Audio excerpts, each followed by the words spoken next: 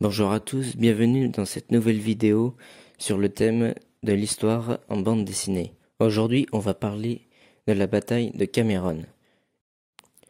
Plus qu'un combat qu'une bataille d'ailleurs, un combat épique, légendaire, dont tous les légionnaires aujourd'hui en sont fiers. Bon, ça fait un peu de rime, mais c'est pas grave. Je vous donnerai plus d'informations en fin de vidéo au sujet de la BD, si vous voulez le retrouver en librairie ou sur internet. Maintenant, sans plus attendre, commençons l'histoire tout de suite après le générique.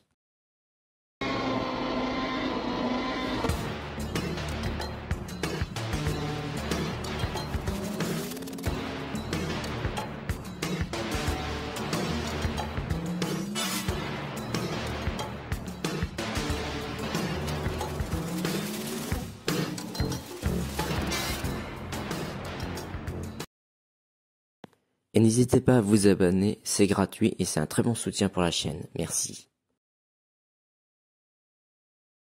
Notre histoire se passe pendant la campagne du Mexique de 1863 à 1867. Déchiré par la guerre civile, le Mexique ne règle plus ses dettes et se trouve dans l'incapacité d'assurer la sécurité des ressortissants européens. L'Angleterre, l'Espagne et la France décident d'intervenir militairement au début de janvier 1862. Rapidement, la France se retrouve seule dans cette aventure, devant la résistance du président Juárez, une population hostile et un climat malsain. Le 28 mars 1863, 2000 légionnaires, sous les ordres du colonel Jean Ningro, débarquent à Veracruz.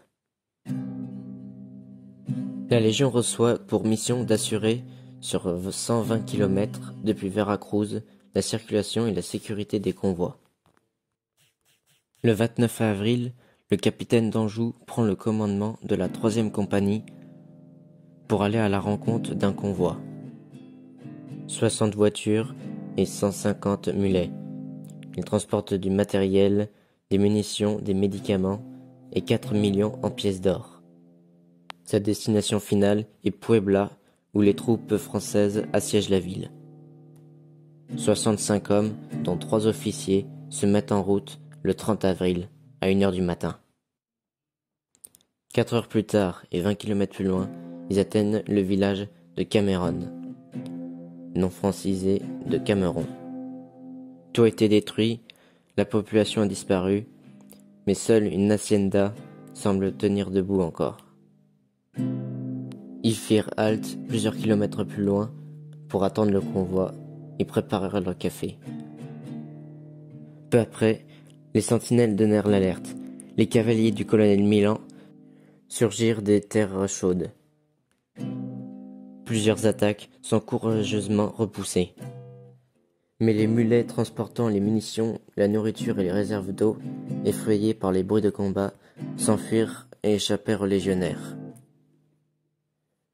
La situation a passablement monté en gravité. Pour protéger le convoi, les légionnaires et le capitaine d'Anjou se réfugièrent dans l'hacienda. Ainsi, ils empêchaient le colonel Milan d'attaquer le convoi. Le colonel Milan le sait aussi. Il veut faire tomber les légionnaires et cacher toute trace de l'embuscade pour attendre le convoi. Un parlementaire est envoyé leur demandant de se rendre. Le sergent Modesky transmit et le capitaine d'Anjou lui demanda de répondre. « Nous avons des cartouches et nous ne rendrons pas. » Les assauts se succèdent. La nourriture et l'eau font cruellement défaut.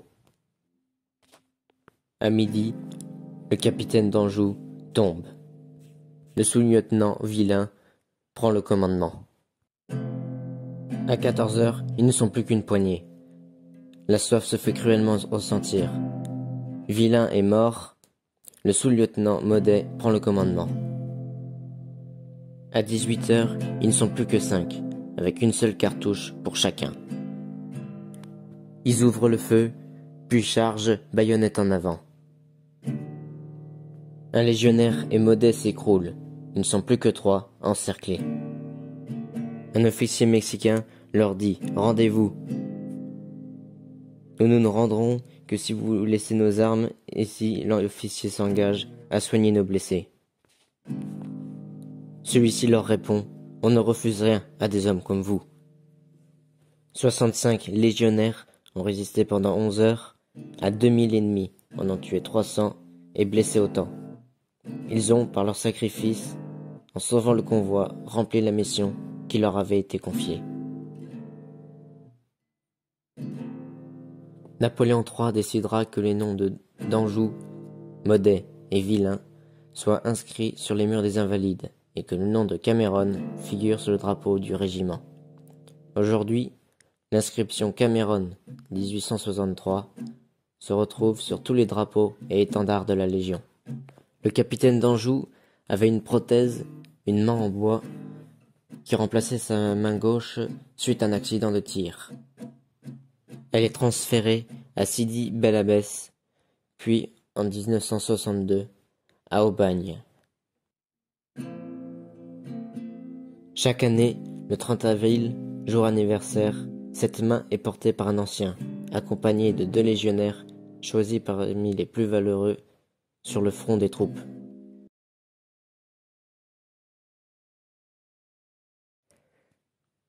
Et voilà, j'espère que la vidéo vous a plu. C'était une grande première pour moi sur le thème justement lire des bandes dessinées en fait, en vous faisant défiler les images avec un peu de musique et ma voix derrière pour vous raconter l'histoire. De très belles histoires. La BD vient des éditions du Triomphe. 2 précisions que j'ai pas mentionnées dans l'histoire. Ces 2 expressions qu'emploie la Légion étrangère aujourd'hui. La première, c'est faire Cameron. Ça signifie en fait résister jusqu'à la mort. Une deuxième explication, c'est porter la main. Donc ici on désigne la main d'Anjou. C'est un grand honneur que la Légion réserve à tous ses membres. Désolé par contre si la voix off était un peu monotone. Comme je l'avais expliqué, c'était une grande première. Enfin une première, voilà. J'essaierai de m'appliquer pour les autres vidéos sur le thème de l'histoire en bande dessinée. Je l'espère bien en tout cas. Donc comme je l'ai dit en début de vidéo, je vous mets en description le numéro ISBN de la BD. Voilà, l'histoire que vous avez vue aujourd'hui, prend 3 pages dans la bande dessinée. Voilà, donc si vous voulez retrouver, c'est en description. Merci d'avoir suivi la vidéo jusqu'au bout. N'hésitez pas à vous abonner si ce n'est déjà pas fait, à liker et à partager. Et c'est un très bon soutien pour la chaîne. Et ainsi, sur ce, je vous dis à la prochaine.